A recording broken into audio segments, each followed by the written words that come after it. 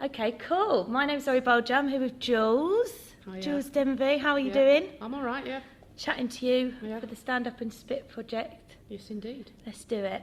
Well, go on then, ask me a question. Okay, I will. Right, so let's start, right? So a bit of a cliche. Describe the ranting scene to me. I have no idea, really, because the point about my involvement with ranting is that it was invented in my front room at 166 New Cross Street, West Bowling, Bradford. Wow. By Seething Wells. And we were all terribly drunk on Old English sherry, or possibly a sort of sherry that was called armadillo, that you got by the milk bottle full at the shop in the corner. That's so we used to drink that a lot. There was like a commune there.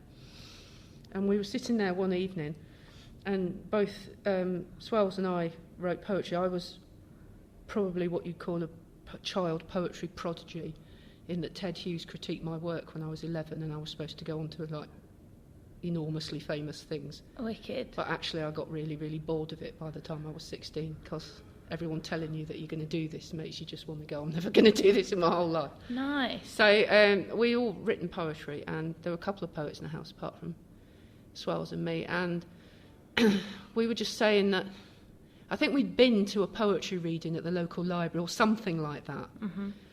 And we just thought, here we are, we're punks.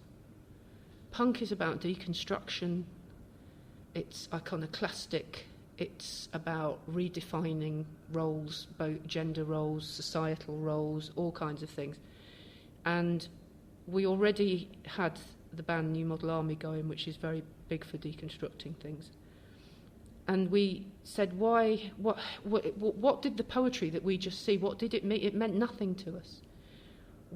These were all middle-class people who were desperately hoping to get tenure at a university teaching poetry, who were writing about their divorces and their vacations in Tuscany, and we were living in the poorest... Stop giggling, woman. We were living in the poorest... She's this woman giggling there.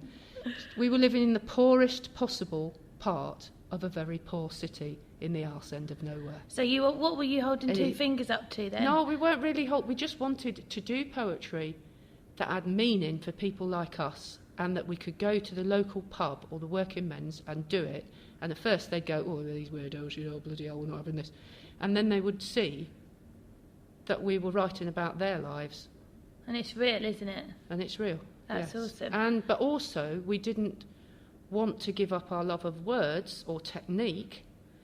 So the original ranting poetry was technical poetry, but it addressed issues and concerns that the scene at the time didn't address. But it didn't lose its craft at the same time. But do you think it was written to be spoken? That. Was that what it was? We wrote, and then we basically went through. I remember going through my book. I have the same folder on stage that I've had since I was 16. Going through my book and thinking, well, that one's all right when you read it, but it won't read out. And that one will read out, that's okay. So I would select out of what I'd written what I thought would do well on the stage. Ones that would work. What's the toughest audience to read to back in that time? Well, basically, I used to always read with rock bands. So, or that's punk how I bands. started as well. Yeah, and in the old days, and the last thing the absolute thing they did not want was, A, they didn't want a poet because they couldn't have given a shit and they were all piss drunk. And B, they certainly didn't want a woman talking to them. So if I list the injuries I sustained, a broken skull, a broken nose, fractures of my hand, I was spat at. Remarkably, once at Cardiff, in a club called Bogies, I had a midi top on. Do you remember they were fashionable? A roll down skirt and midi top. Nice. Yeah, very nice. And somebody gobbed in my belly button. Oh my God. And I just remember looking at it thinking, I was on tour, I just managed to get a wash. That is so wrong. But there's nothing you could do. They had the bouncers behind me. It was that bad. What was that gig? It was called Cardiff Bogies Club. But obviously, if I should have known by the name. So it was a punk gig, yeah? It was just a rock gig. I think I was on the New Model Army. But how did you get their attention then? Did they stop and listen? Have you ever seen me perform? No, but I'm going to tonight. I'm really excited. Then, well, exactly. There we go. I don't tolerate them going on. I used to say to them all the time. I used to say to them, "Here, look, you're all screaming your heads off now, but I was booked to do 10 minutes, now I'm going to do 20 if you don't shut up." And they used to get slightly worried that might actually be the case. And in that hiatus of them being slightly worried, I used to do the stuff.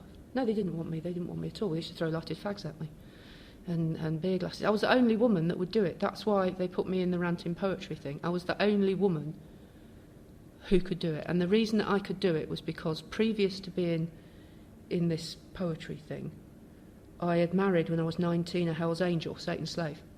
So being ribbed in the pub by a bunch of Hell's Angels really sets you up for being abused by a bunch of 18-year-old scroats in a nightclub. I really don't give a shit.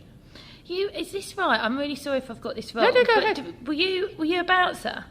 Yes, I was. I was the first bouncer, female bouncer in West Yorkshire at a punk club. Basically, I used to go to this punk club, and the thing you have to understand is I've had a weird life, right? My father was an SAS officer, and I was his only child. So his means of protecting me in the great world was to weaponise me. So I was fully weaponised before I was about 11. So I knew a lot of stuff that the bouncers at this club didn't know. And they were just really bad. And one day I was talking to the club owner, and I said, they're really shit. I can do this better. Yeah, nice. And he went, well, we need somebody for the girls, because the girls are worse than the boys. And the girls would always pick up a weapon. A woman will pick up something and hit you with it. Yeah. A bloke will go, come on now, hold me back, lads. And there's a lot of to-in and fro-in. Women just come up to you and hit you with an ashtray. Ashtrays. Or what whatever, about shoes? glasses or shoes, whatever they can get their hands on. So they couldn't grab a woman from behind because she'd immediately say that they were assaulting her. So they used to stand there waving their arms around going, you need to stop that now, miss, and it doesn't work. So. Wow. So what were you writing about, Joolz? What were you writing about? I've read bits and bobs by you, and I'm really up for seeing you perform tonight. It's the big one, isn't it? The big gig, as Tim was describing it. But what sort of subject matter were you working with at the time? More or less the same subject matter I'm working with now. Which is God, society, women, the abuse and oppression of women. The way that underclasses, subclasses in this country are treated by the government, but also just about people's lives, really. I've got one that I'll read tonight, which is about my family, but that's just about the only one about myself I've got, actually. Well, that makes a change. Poets are too self-indulgent these days. Well, if you ask me, if I hear one more poem about walking around the city at night, I'm going to stab myself in the eye. Well, God love them. They don't have the experience that we had, but one of the things about the original ranting scene when it was done in my house was that we decided that we didn't want to write about ourselves. That was one of the great markers, that we didn't write about ourselves. We didn't spend a lot of time masturbating basically about exactly. our brilliant lives, because we didn't have brilliant lives. We were disgustingly poor. I had 2 dresses, one to wash and one to wear. I sold everything. I sold the wedding jewellery that the Hell's Angel gave me. I sold, all my books, all my CDs, everything. We had the band to get off the ground. We had the poetry to get off the ground. We had, nights to promote. We had to find money for this and that and the other. Yeah, exactly. We didn't have money, so we didn't have these kind of fabulously brilliant, or middle-class lives. But it's interesting, isn't it? Because if you although we were middle-class people, I have to say. No, definitely. I'm not going to. I would never pretend to be a working class, because I'm not. No, totally. And neither were swells. But if you'd flowered it up the Ted Hughes way, do you think you probably would have actually made some money? Why did you choose to go down the ranting route? What was it? Because it obviously wasn't for the money then, was it? It wasn't for the money, no. Although I have to say I have made a living from it, and I've never had a government grant in my life. Yeah, that's brilliant. So that's something. What do we think of the poetry scene now? I don't like slam. I don't like slam. No, I don't like slam. I saw it coming in from America, because I'd worked in America with American poets. Yeah. And toured in America and stuff like that, and done a lot of gigs. I did a residency in Vancouver and places like that, and worked in Calgary and all around there, and in America. And I saw it coming in, and I thought, you know what, this is the loudest boy wins. Yeah, right, exactly. And that's what it is. And in order to be the loudest boy that wins, you have to dumb your subject matter down to its bare minimum. So they're all very soft targets. They're all the kind of consciousness raising that you do when you're 15 and all your friends have had a bottle of cider, and you go, do you know what, it's really wrong that people are poor. Isn't it? It's wrong. It is wrong, Bobby. It's really wrong. I think it's wrong. It's wrong, isn't it? And that's what they do. They stand up and go, it's really wrong that people are poor. They should be shown a better door. You know, and I'm like, will you shut the fuck up and learn how to write? So... But I am very old, you see, so this is the point. Joolz, mate, you're definitely I'm 60 not. now. You're dead cool. And, you know, but to me, that is like, I don't come up through something where the loudest boy gets to win. Yeah, exactly. You know, that to me is going backwards at 50 mile an hour. Is there anything today in I'll the... never get invited to a slam now, will I? Do you know that? You should judge it. You should judge it, mate. No, I went to one once, it was grim. No, tell me. Oh, I do loads of judging. But no, you know, like nowadays, what is going on in the poetry circuit? Is there anything that you actually like, that you actually think... a couple of poets I really like. I'm here with one tonight, Mick Davis. He's a very good poet. He comes out of the rock culture, though. Mm-hmm. So he comes from being in lyrics. When I met him, he was a poet. Then now he's in a really sort of northern band that's pretty successful. Yeah. So he's gone through all the thing about writing lyrics. It's the same for Justin out in New Model Army. There's a structure that they have to conform to in order to fit it into the music. I mean, it has to, it has to work. And so they learn discipline really quickly, or they don't learn at all. And, you know, they learn to be disciplined. So I like Mick's work because it's very atmospheric and it has a certain disciplined quality, which I like. And another guy who's coming tonight, I think, called Damien Labasse, who's a Romany Gypsy poet. And so he has a very different outsider's sensibility to what's going on. Ranting's like ranting it's not just getting up and spouting whatever comes into your head. It's well crafted, right? Loads of thought goes into the writing. If it isn't any good, the writing, everybody would either leave or go to sleep. Yeah, no. Because in the end, it has to be right. If it's not right, there's no fucking point to it. Do you think? I do, definitely, but do you think ranting's still important to the poetry scene today? Because I think it's massive. What I'm doing, it's massive, but do you think it still exists? Do you think there's anybody doing it now?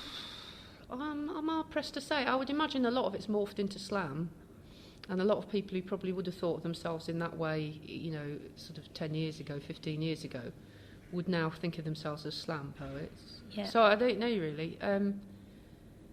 The face of spoken word and performance is going towards, you know, a really difficult place, in the sense that if you want to make money out of this, you want to learn to teach in schools, to work in universities, to do creative writing workshops, to teach, you know, to do all this, then you really have to go down the American route, which is, you know, typified by the extremely good poet Sarah Kay, who you know, gives brilliant performances, but they're very smooth, they're very perfect. There's a lot of work and discipline gone into that performance, and I don't see that level of discipline and dedication to getting it exactly right. Dedication's a massive one, isn't it? Massive for you guys. You're writing novels as well now, though, talking of discipline. Actually, I'm writing my autobiography. Oh, I'm reading that one. That's awesome. Sarah Sanders. Comes out. Oh, I defo will. I'm going to hunt you down to sign it. But no, Sarah Sanders, good luck, yeah. Sarah Sanders was talking to me, and she said to get Billy Morgan, she said it was like the best thing she'd read in ages or something. And it's bloody well written. I think it's awesome. I don't give anything away because I'm only like a third of the way through. I'm not going to say anything about it. It's awesome. But do you still write poetry, or are you more working? Yes, of course I write poetry. I'll read something today that I wrote a few weeks ago, and it got me banned from my local literature festival. That was quite good fun. So I write all the time. I write, but I also run a tattoo studio, as you know, and I sell my artwork all over the world. So it's always been between art and drawing and writing. Speaking of the art thing, you know the fanzines, yeah? They're absolutely beautiful. I think they're amazing. And I think they're amazing because there was no other way of really documenting stuff, was it? It's not like everyone was bunging it on YouTube back then. No, you didn't. You did. That was the only way. What you prayed was that you got somebody's mother worked in an office where there was a photocopier. Free printing. And you actually cultivated people that you probably wouldn't speak to normally if their mam worked in an office. Yeah, right. Proper DIY, wasn't it? Yeah. I think that's still really important today. We still do it. I still do it. I occasionally will make little books by hand, and one poem illustrated that folds out into an A4 and then folds into proper book. Yeah, good. And that kind of thing. And Mick, for example, he does everything DIY. And I make records as well, and we have our own studios, and everything is in-house with New Model Army, so... Yeah, that's really with cool. Mick, so we can make that. And I'm working with a German composer called Henning Nugel at the moment, who does he does like film and TV scores. Yeah. For big series and stuff like that. So that's a whole different thing. So that's you record in one studio and send it to Germany, and then he lays it, and then he comes sends it back. So we do everything through cooperation and through DIY, really. Have you got any poetry tattoos? Yeah. Can you tell me? Do not go gentle into that good night, but rage against the dying of the light. Gorgeous, they're amazing. I want you to tattoo me, Jules. Yeah. Let's do it. Poets always say that. Tim Wells said something as well. We're sort of round up now, I guess. But he said, I said, what should I do with Jules here? What should I ask her? And he said she was the most high-profile female ranter. Right, so I was like, okay, so let's talk about it. Was that difficult? Because I've got to be honest, what I'm doing now, whether it's, hosting a night, performing on a bill, doing radio, whatever, it's still massively male dominated. But sometimes I work it in my favour, especially comedy stuff. That's the hardest one. You're the only woman on the bill. It's like you're the token female, but I use it massively to my advantage. And sometimes it's not a bad thing, but I think probably you were one of the only women doing it, right? I was, yeah. Yeah, and what was it like? They were all shit scared of me, so it was easy. Great. I wasn't looking for some female struggle answer for that It one. wasn't a struggle for me because I wasn't frightened, and I'm not frightened of anyone living or dead. Exactly. So I wasn't frightened. And you find, if you work in these industries, music industry that I've worked in all my life, or tattooing, or I bet as well, poetry or whatever, boys will try and dominate. They will, because that's in their nature to do that. They don't know any other way. They're not aware of any other way of doing things. They don't. Half the time they don't mean to do it. They just do it as a sort of, you've seen that marvellous piece of film where you watch a man walk through a public space. And the way he walks, and completely entitled, he owns the space, he just walks through. You watch, in the same film, a woman walks through, and it's completely different. She's asking permission to walk through this space all the time. If you, as a woman, ask permission, you won't get it. But if you walk through that space because it belongs to you, then you will get through to the end of it. Do you think men are tiring, though? God love them. I love them. They're so sweet, but honestly, they're so tiring. And sometimes you just think, just shut the fuck up now, boy, because you're just tiring me out, and that's it. But they're like, they're like heifers in a field. I don't know if you watch a load of heifers in a field, and they're just the bullocks. They're just. They suddenly get these things where they go, I've got to run across the other side of the field. Come on lads, we've got to do this. And then they run back again, and then they sort of mill around a bit, and then they don't really know what they're doing. And then farmer comes and they go, oh, fucking hell, lads, it's dinner, and they go off and do that. And then it's like, just calm down. You know what I mean? Just be easy. But there is a dark side of it. Yeah, I know, definitely. The rape threats, the death threats, the arson threats, the online hate campaigns, the online harassment, the beatings, the all of that. It wasn't totally easy. Different experience, isn't it, for a woman? But that's why you're writing about what you're writing about, right? That's what I'm writing about. I have post-traumatic stress disorder, but it is mostly due to things that happened. It is due to things that happen, and I have to deal with that in my everyday life, and that's fine. This shit happens. But if you were of the type of girl who felt that she ought to be protected, then you would find yourself very often in situations where you weren't protected. And I saw girls who tried to do this, terrified, absolutely pissing themselves with terror, because suddenly they were not protected by their dads, by their brothers, by their boyfriend, by their friends, male friends or whatever. Don't talk to Betty like that. That's an awful thing to say. None of that. It's all at you. And if they just couldn't, and I don't blame them. Yeah, wow. I don't blame them. I had a peculiar upbringing that enabled me to at least get through that, but they didn't. So it's a bit unfair. I could go, oh, that's a bit pathetic. They should have had some backbone in this, but why should they? They had no knowledge of what they were going into. Why do you think there are no women in the music industry other than singers? Yeah, that's amazing, but that's absolutely amazing because you're balancing it out and you're reacting to it, and it's bloody great. It's bloody great, and you're still doing it. What's your favourite poem of yours? In terms of they're all shit. I hate all of them. Really? Yeah, really. No, they're never as good as you want them to be. What was the last poem? Every time I look at them, I keep thinking, could you do just a little faff with that a bit now? Yeah, but then somebody said, it's been published now. You can't mess with it. I said, just fuck off. It's mine. And do what I like with it. I don't care if it's been published. One version's been published, and I'll do 3 different versions. Do you get people to look at your stuff, or do you just keep it very much like what you're saying goes type thing? No, I have people look at my stuff. I have people, because you have to. It's the same as drawing. You have to say, look at that. Is that a good drawing? Are you still performing anything now that you were performing back then? Is there anything that you think is still relevant, like a poem that's like a yes, always going to do that one? Not really, no. Or have you gone off the old stuff? I'll go off it immediately. I've written it. So yes, so do I. Exactly. It's a bit difficult, really. No, but I think the big one that I did that everyone remembers from the old days is War of Attrition. And that got banned, right? That got banned. Why though? Because I read this today on the bus. Everything right? I do gets banned. I'm getting banned. I think I'm a bit Asperger's. No, do you know what I mean? But why did that get banned? Was it because it's got loads of fucks in it? It's got loads of fucks in it, yes. Because basically, what it is you are standing at a taxi rank. I love this. And some guys, drunk guys, come up to you and go, "What the fucking hell you got up as?" Yeah, do you know, exactly. which happens to people every single day. Yeah. You know, but at the time. It was what I remember Cheltenham Literature Festival calling industrial language. Yes.